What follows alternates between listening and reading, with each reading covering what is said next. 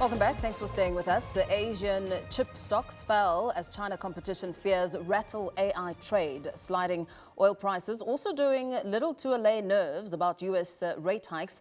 The Nikkei in Japan slumping almost 4% to 62,374. Hong Kong's Seng up 0.4% at 25,303. And in China, the Shanghai Composite index losing 1.2% at 3,809.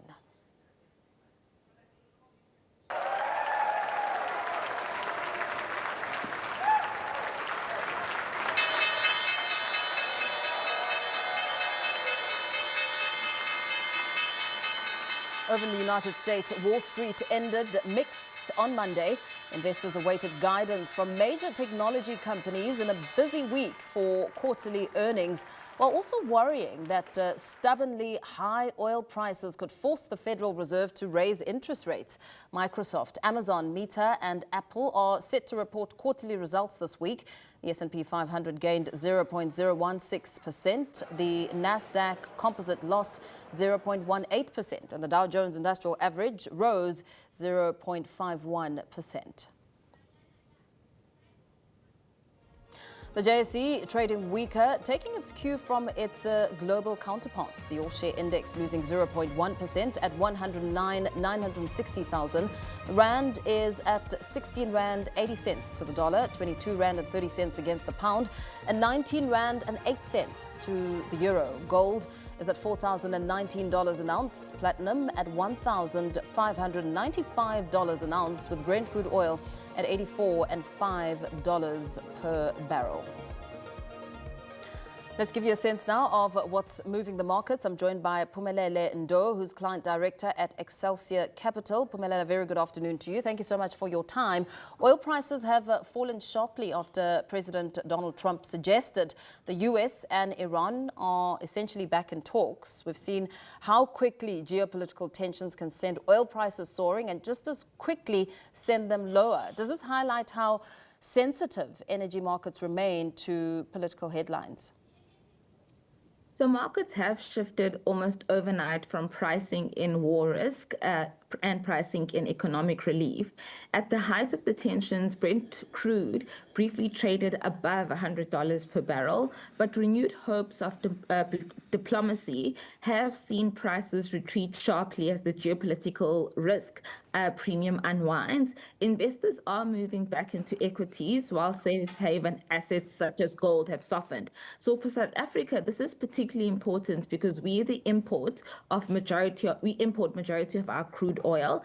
A lower oil price eases pressure on fuel prices, but we have been seeing the MOU continue. So you have seen a growth in actually alternative energy. However, alternative energy is still priced at whatever the Strait of Hormuz, whatever passes the Strait of Hormuz. So we are shifting our outlook as well and trying to make alternatives.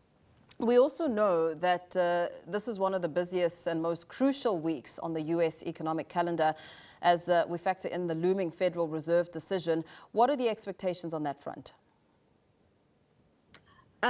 So normally SA tends to follow whatever is done in the States, and in SA we've decided to actually hold rates, right? So that's possibly what we can expect with Wash, but also despite that, we've also seen that he is very worried about inflation. So this meeting is really going to be interesting since he's a person that's more worried about inflation. Although inflation has eased to around 3.5%, it's still above the Fed's target of 2%. So Wash is unlikely to declare victory. Markets are pricing in 1 in 3 chances of a rate hike this week. However, I think expectations are that he'll hold rates where they are. Back home, just looking at the retail segment, Boxer has delivered another set of strong results. This is despite the continued pressure on household finances. What's been the biggest driver of their performance? So, although the expectation was that, they'd shoot the lights out, and versus expectations, it's actually a slowdown, even though they've done well, but it's actually a slowdown in terms of like-for-like sales growth of just 2%, of 2.2%. And this is the weakest since Boxer has actually listed. So there's a significant deceleration of 5.6%. And the real culprit is weaker demand and also food deflation, which has really deepened from 0.3% in inflation to 1.9% deflation over the past 20 weeks. So Boxer is selling more products, but at lower prices, which suppresses revenue growth. And we cannot forget that Boxer is also almost funding Pick and Pay at this point until Pick and Pay reaches a turnaround. Yeah. Financial stocks like Alexandra Forbes, Investec and Old Mutual also performed well. Is this optimism about the domestic economy? What do you make of that? So I think what we need to also remember is that it's confidence in the broader economic environment, but financials are also a proxy of economic confidence. And these all share a common theme, is that they offer home loans. And with the interest rate having being unchanged and inflation being at the level that it is, there is expectation that people will be paying obviously more on their home loans. So these financial stocks will be making a bit more money. But there is growing optimism that the inflation outlook should stabilize.